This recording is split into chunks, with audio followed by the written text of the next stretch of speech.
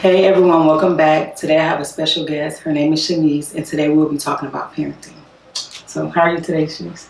I'm doing good, and you? Thank you for coming out here, okay, to even come to me and do this interview for me. I appreciate it. I wouldn't miss this opportunity for the world. Okay, so I have 5 questions for you, and it's all pertaining to parenting. And my first one is, as a single mother, what do you find most difficult when it comes to parenting?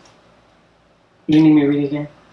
Okay, so as a parent, I think the most difficult thing for myself was learning financial security. Mm-hmm. I say this to you because nobody taught me. I saw in my family like them having things, having wealth, owning homes, but nobody ever sat down to tell me like what you should do and how you should do it. So because of that, it made it hard. Okay. Financially, because if you're not financially responsible, then you can't buy things, you can't earn credit, you can't get a home. Then when it came to the kids, it was learning their personalities because each child is different. Okay. And that was difficult for you to learn there? That was difficult because by nature I was not a hugger. Okay. I was not a kisser. So you wasn't like emotional or nurturing? Yes. Well, nurturing. I was nurturing, just but not emotional. Yeah, like okay. I wasn't like the lovey parent. And I had to learn that. Like, I had to break that of myself and, like, learn to hug my kids. I'm surprised to hear this because you seem loving to me and just, I mean, you would give a hug to anybody who needed, you know? Yes, but when it came to my kids, it was awkward. Okay. It was very awkward. Like, I remember this lady, I used to do work on set with her, and she would always hug my daughter. And I was like, why do you be hugging her all the time? And she was like, because my mama always hugged me and it always made me feel good. Okay. And so I was like, well, maybe I should hug Abigail, because growing up, we weren't like that. Like, it wasn't, like, my mom kissed us a lot when we was little. Yeah. But as we got older, it was like, y'all old, y'all rusty, going about y'all business, get them out of here. It wasn't an affectionate type of family. Okay. But I have an affectionate daughter. Okay. So I had to learn to be affectionate to her so I can nurture her, because that was something she needed. Okay. And that was difficult for me. I'm so surprised by that. I would have never thought when you knew that would be. And so she has sons also. So what was difficult pertaining to them as a mother? The boys was having the sex talk. Oh. Oh. It was like, did you do it or? Yes, they went through puberty, because it's just me. I'm the mommy, you know, and they were going through puberties, going through phases, and I did not really know what to say, because I was like, okay, it's normal. Like, boys do that. Okay. I'm laughing. I'm kind of going through that right now, and I don't know what to say to my son. Yes, so. And it's like you just kind of look at them like, okay. But I had to learn to have the talk. But the talk came more like, what you're experiencing and what you're going through is normal. Okay. The things that you are doing are also normal, but they must be contained. Reality versus internet. Okay. Because sometimes that can corrupt your mind. And I just had to explain that, and it wasn't easy, because today I still wonder, did I explain it good enough? Yes. At least you admit to that, because some parents don't even talk about it. I'm learning that. We didn't talk about it. No. You learned it from school by watching that video, and that was basically it. It was like closed off in our house. It was like, you even mentioned like a period. It was almost like, oh my God, like why? Like, that's something, you know, like you don't talk about. But for me, I thought that it was vital, like it was a must that I talk about sex, because I was a teen mom, and because nobody talked about it to me, I was even more curious. So are you trying to say like you were prepared to talk to your kids? Yes, but you were just like nervous on how to. Right, I was prepared, okay, but I never knew when it was gonna come, when it was gonna happen, and how I was gonna have the talk. And I guess you did okay so far because you have an 18-year-old. She looked like she 18, but I shouldn't throw that out there. She has an 18-year-old, and she raised a fine young man. And not in his looks, but just like his characteristics. And so I applaud you on that. And so it looked like you did something right. He wasn't a teen parent like us, you know, and so I guess you got... That come with life lessons, y'all. That comes teaching your kids lessons. Mm-hmm. I used to put my children in uncomfortable situations. Like? For instance, my son used to feel like money just grew on trees. Okay. So I'm going to allow you, because you don't appreciate the lifestyle that I provided for you. Okay. I don't have a lot of money, but we are comfortable. Mm-hmm. You think that I don't give you enough. So I'm going to let you see the dynamics of life. Okay. So we took a trip down to downtown. You see there's people on the street. What, Skid Row? Yes. Okay. His father at the time also was doing bad. Okay. He was living in a home, one little single room. It was like 10 people in the house. There's nobody like mom. Put him with his dad so that he could see the dynamics of living with his dad. He had to wash his own clothes. He was eating TV dinners. He was stressed out. Home cookment. Yes, he was not used to that lifestyle. Then I allowed him to live with a friend who is much more successful than I am. She lives in a really nice place, Sky, you know. You really did that? Yes. I'm getting where you're going with this. That's just impressive. Okay. So she's in the sky ride. She got video game. They got the finest. Everything white. Brand new towels. Everything just immaculate. Okay. Now you come home. Mm. Now the discussion with us was, this is what I can give to you, but what can you give to yourself? Since you feel you deserve this lifestyle, well, this lifestyle requires you to do this, this, and this, and that. Mm-hmm. This lifestyle is the one from doing this, this, and that. Mm-hmm. Which one do you choose? Okay. And so that was an eye-opener for him, because he was like, I don't want to be over there like that. Yeah. No. That got his grades going good. Mm-hmm. That got his ambition for basketball on track. It made everything clear. And so I truly believe in teaching them lessons of value. And that was just one of the many lessons I had to teach. Thanks for sharing that, because I think I'm going to have to try that out, because it's very important that we expose this type of lifestyle to our children, because life is no joke. And so just thank you for I need to be calling you more often. Like, Shanice, this is what's going on. I need advice. And this is what this is all about. When you grow up and you pour, I don't know, because my mind and my soul and my spirit has always felt rich. Mm-hmm. But by society, I'm broke as hell. Mm-hmm. But in my soul and in my spirit, I don't feel that way. My next question is, what are your fears as a mother? My first fear was, will you get them to be grown? Mm. And so far, I've done a good job with that. So that fear has been reduced. Can you explain that for the audience that don't understand what you mean when you get them to be grown? I was 15. So it was like, you have no real direction of where you want to go, mm-hmm. where you're going to live, what you're going to do. So my fear was, will I be able to protect this child at all costs? Okay. Health-wise, shelter-wise, food, everything. Will you be able to provide? Those were one of my biggest worries. Even though I had things, it was still always mm-hmm. like, what will tomorrow bring? Will I have money for tomorrow? Will, will my... not providing? Yeah. Not being able to provide. To provide. Okay. Because that was a fear, because it was like, this child came into this world and they depend on me. Yes. Will I be able to always follow through? Yes. Or like praying to God, like, please let me get, to the age of like where they're grown. Mm-hmm. Like, please don't take me out of this world. Yes. Like, because I don't know anybody else who could do my job better than I could do my job. Okay. So that was always a fear for me. Okay. Then, being young, I was molested. Okay. So my second fear was for my daughter. I never want her out of my sight. Right. But the reality is that she can't always be in my sight. Mm-hmm.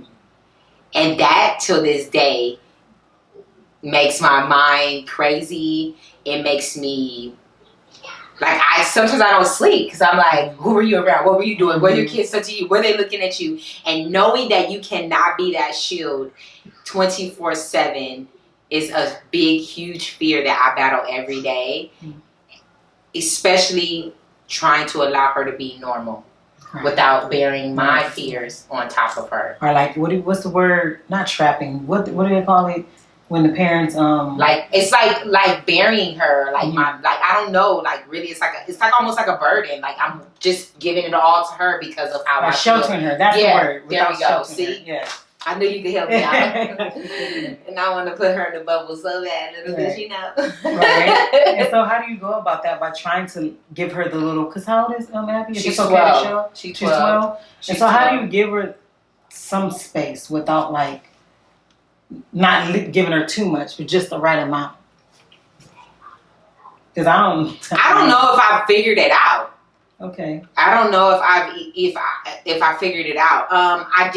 I did have an opportunity. She had an opportunity where she did live with her father for 8 months.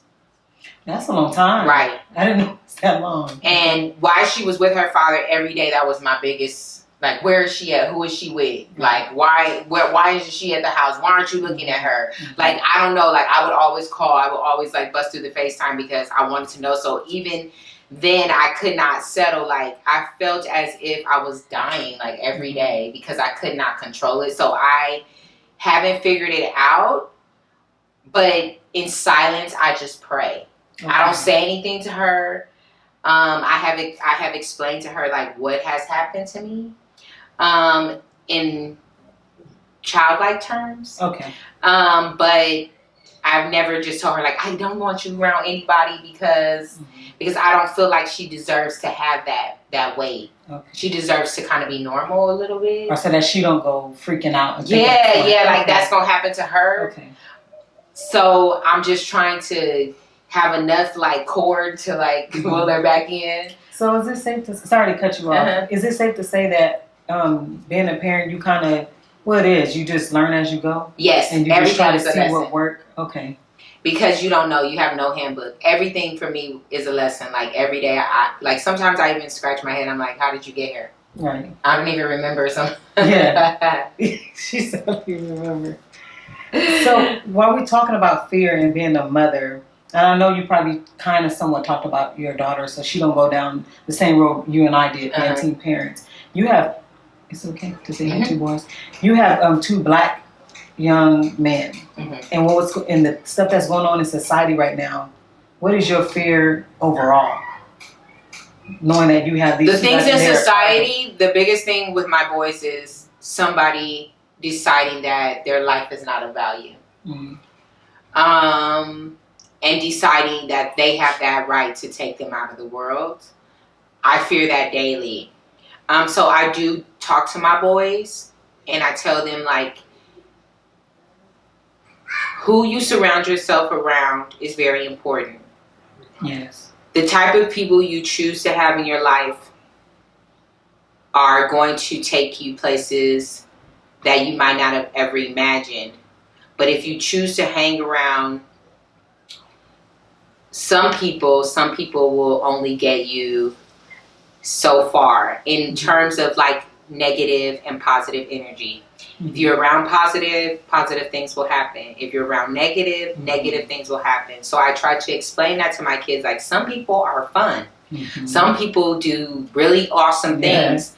But in order to do those fun and awesome things, they are doing bad things. So the things that they're doing is going to come back. And there's a possibility that if you're a part of that, that can come back on you. Not saying that innocent people don't get hurt every day, but you make your chances greater when you hang around people doing negative things. So I do stress that to my boys, and I just only can pray. So before all this stuff, it's always been around. That's always been around, but it's even more now. I be like, don't leave the house. Yeah. I be like, you can stay in the house. Mommy gonna take care of you. You can live with me forever. I be like, I'm gonna give you. So you have a fear of losing your children. But most importantly, losing them to some act of police brutality or or gun violence or Yes. something like that. Yes. And so, like, are your kids, or have they ever been any part of any gangs? No. And if not, how did you make sure that didn't happen? Being the fact that you were a single mother and you know, we can't relate to them all the time because they're boys. Oh, y'all look at me, but baby girl grew up in the hood. Don't get it twisted. I used to tell my kids, like, straight up, you see your mama? Do you see your mama? I am beautiful. But I know what it's like to be in the street. And whether you know it or not, I know these street people. And I talk to them. So don't underestimate. I know everything that's going on. And if I find out, I'm gonna whip your butt. And I think that was fair enough. I'm laughing because you're like our calm and cute, but then you serious about it. Like, yes, girl. Like, y'all better not even try it. Okay, so do you feel that you were prepared for your children? Not financially, because we already talked about that, but overall. I believe that mentally and my body wise, I believe that I was more than ready. What do you mean mentally and your body wise? Body wise, as far as like the energy, the health, like I could do it. I could withstand. Because let me tell you now, baby, give me a baby and I might not make it. Yeah. Okay, you're saying like you were more healthy. Yeah. No, not even healthier. I just had the energy. I had the patience. I had the want and the drive to want to listen to them. Yeah. You had the patience. So you were mature. At 15, I already, by like 11, 12, I already had a lot of responsibility. Okay. I had a lot of responsibility because my mother was a single mom. Okay. So I did a lot of cooking, cleaning. I had to make sure my sister and brother got home from school every day. I had to make sure they got their baths. So young age, I already had a lot of responsibility. In my mind, I thought that I was already grown. Got it. You're just mature. I just didn't have money. Okay. So my problem was, I can do everything, I just don't got no money. And so that's how my mind felt. It just felt already like, oh, mature, like I can do what I want. I can take care of it. I already took care of kids. I'd be watching my nieces and nephews, like cousins and stuff. But I wasn't it different though, having your own? Right. But I didn't find out till after I had the kid that in reality, because see, when you watch other people's kids, they go home at night. Yeah. And when you watch other people's kids, their moms are actually giving you money to take care of them or giving you food to feed them. But see, I didn't see all of that. I just saw like a baby, clothes, food, and I could do this. But the reality was, no, you broke. You really can't do this. You wasn't taught. I wasn't taught. Different things.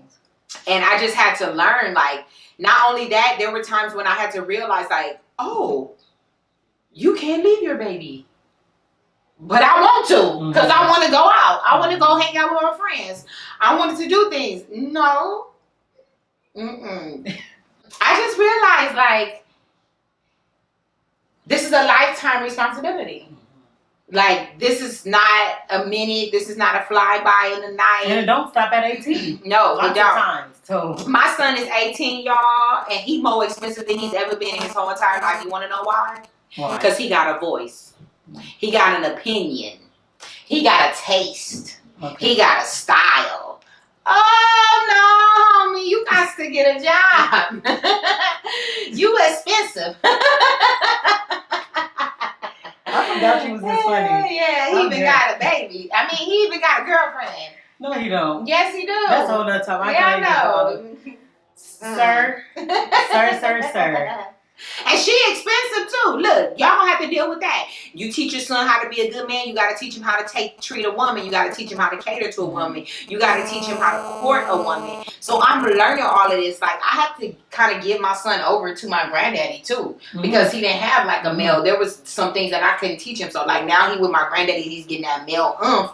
But as his mom, I also have to still be there to do the little things to help him to treat the woman good, because he needs to learn that, like learn to be good to them and like talking to them. Like I always tell my son, like, if you're not serious with no girl, you know, like don't be with her, just be friends with her. You know, if she's trying to hinder your career in any way, you know, that's not the person for you. Like you really have to like talk to your kids. Did you try to like, son, you sure this is what you want? Because you still learning and growing yourself. Your focus should be on something else.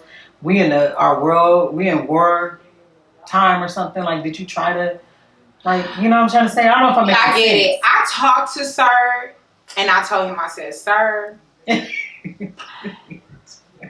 do you really like her? And he said, yes. And I was like, well, you know, you got your whole life ahead of you, and she about to go to college. You know, she's going to a 4-year college. And she ain't going to be around. So you don't think you know, maybe you want to focus on your career and things like that. He said, oh, I'm not worried about it. He said he's not worried about it. He said he tough as a cookie, that if she go on and move on with her life, that he's still going to be able to focus on his career. I have expressed to him, you know, like, don't get yourself wrapped up in a girl, because there's a lot of women in the world. There's a lot of educated women in the world. But I think this will be a life lesson for him. And I pray that maybe they do go through all their life lessons together, and, you know, they blossom together, and maybe they do learn how to be friends. I try to keep the options open. Because of the dynamics of her family. She comes from a 2-parent home. She's the only child. They're educated. You know, she's going to college. So maybe her goals may be slightly different. I'm from Cali, y'all. Some of us kind of hot. I hear what you said. She comes from different backgrounds. From she a has that different structure. background. Right. Okay. So my hope for the future is it looks a lot brighter for him than maybe his circumstances if he were here. So, but I do talk to him. Okay, I get what you're saying. I would wait till I was a little older. Okay. But overall, I wouldn't do it. I love kids. I've been just always a kid lover. So I think that for me, that's just different, because I just always love kids. So if someone that's... I just wish I would have had a unit, a team player, a husband. Okay. I wish I would have gotten married first. Okay. And really understood my partner, then to have kids, so that my kids can really have a better unit and a better structure, which also would have allowed me to be a lot more successful sooner. Okay. But other than that, no, the kids. I don't know what to do without them. Nope. Like, I mean, they grown now, and I'm like, come back home. Yeah. I'm like, I want you to be home. But then, also too, that's all what you've been doing for a long period of your life, so you just... It's all I know. Yeah. So that's why I don't know if it's like, my mind is like, well, that's all you know. Yeah. Like, what else do you do? Like, I'm a mom. Like, I've had kids, like, my whole life. Like, there was no, like, partying and hanging out. Like, I was no a free mom. time. Like, you...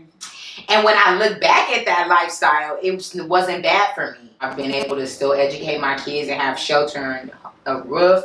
So I don't know. But I would definitely change the dads. I would definitely change the dads. Is that the only thing? Is that the only thing you would change?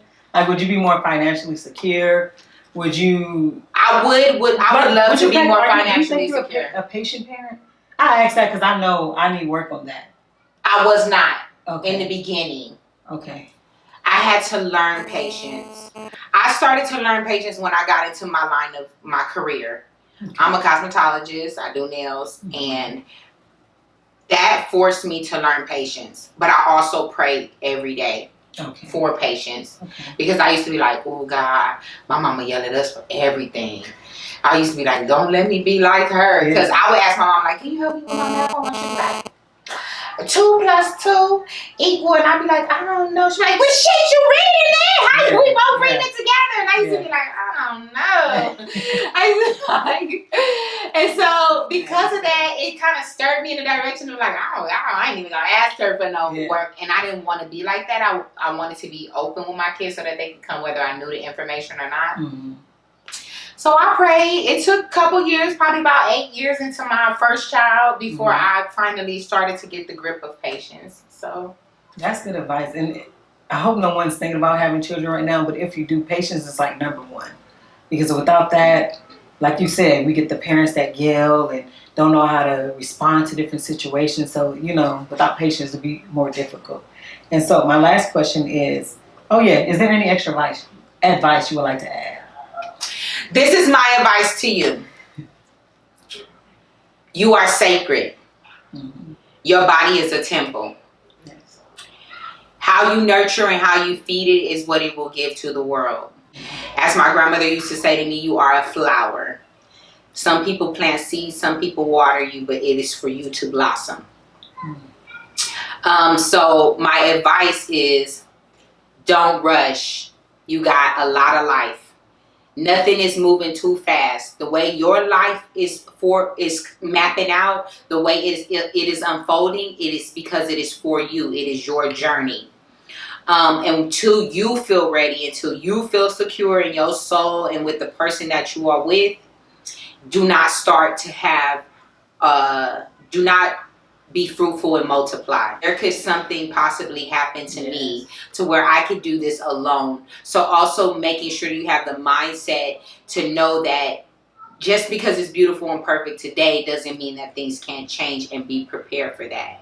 But first and foremost, your body is sacred.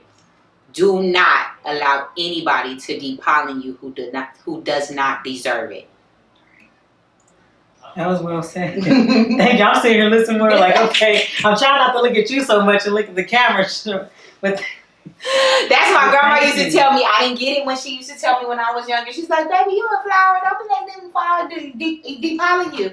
And I didn't understand that, but that's just like the bees. The bees need the honey, so they go to the flower. They take a little bit of the little pollen. Then they go back, and then what they do, they make honey. Don't let him make honey. Don't let him make no honey, baby, if he don't deserve the honey. Don't give him no honey. And no. That honey belongs to you. Honey is quality, grade A quality honey. You know the benefits of honey? Honey is quality. And if he don't deserve the benefits, do not allow him to depollen you. Thank you so much, Shanice. If you're in California, y'all need to inbox her, call her, because she is an excellent, what do you call yourself? I'm a cosmetologist, but I do. She do everything. Nails. I slay nails, y'all. And her, what is what? I do makeup, I do hair. You can find me on Instagram at Misty Blue BP. If you love music, you can find me at Cosmopolitan Queen. I'm a real rounded woman when it comes to the beauty world. So anything you want or need, I am your girl. I'll be back tomorrow with Song of the Day. And you guys have a great day. And thank you for supporting and watching. See you tomorrow. Oh, you want to leave on a note since we ain't doing Song of the Day? You can leave us with a song. A quick song. I'm going to be quiet. I ain't gonna sing. A 10-second something. Why? What's this called? What's this show? It ain't a show. I just normally play a Song of the Day with the beat and they got to guess it. But today I'm not doing it. Oh. And no one's been participating, so I'm just not. So let's do one. Let's do one. Let's make up one to see if they can guess the song. Shanice, I said if you want to leave us on a positive note and sing. I can play the beat if I want it. Okay. Living your life like it's golden. Living your life like it's golden, golden. Living your life like it's golden, golden, golden.